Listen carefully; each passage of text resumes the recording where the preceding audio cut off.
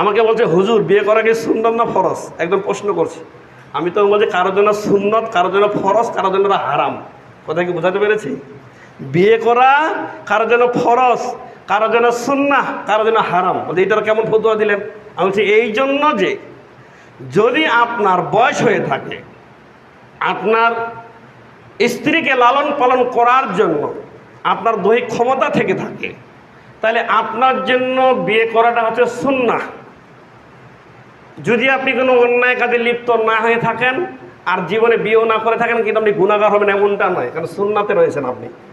আর ফরজকার জন্য যদি আপনি অন্যায় কাজে, অশ্লীলতা কাজে, অন্য নারীর কাছে লিপ্ত হয়ে থাকেন, তাহলে আপনার জন্য ওটা থেকে বাঁচার জন্য আপনার জন্য বিয়ে করা ফরজ। কথা কি বুঝতে পারছেন? বিয়ে করা আপনার জন্য ফরজ। আপনি যৌবনকে ধরে রাখতে পারছেন না, তাই আপনি বিয়ে করেই আপনার যৌবনকে আপনি আটকে রাখুন। তাহলে হারাম কার জন্য? আমি বলেছি আপনার সব কিছু আছে, টাকা, ধন সম্পদ, কিন্তু শারীরিক আপনার ক্ষমতা নেই, আপনার জন্য বিয়ে করা হারাম। কথা বুঝতে পারছেন? কারণ আপনি নিজেও জানেন যে আপনি নিজে দৈহিকভাবে কমফোর্টেবল নয়, আপনি সুস্থ নয়, তাহলে কেনই একটা অন্য নারীর জীবন নষ্ট করার জন্য বিয়ে করলেন? ওদেরকে বুঝাতে পেরেছি? তাহলে বিয়ে করা কারোর জন্য সুন্নাহ, কারোর জন্য ফরজ, কারোর জন্য হারাম। তা আমি যেটা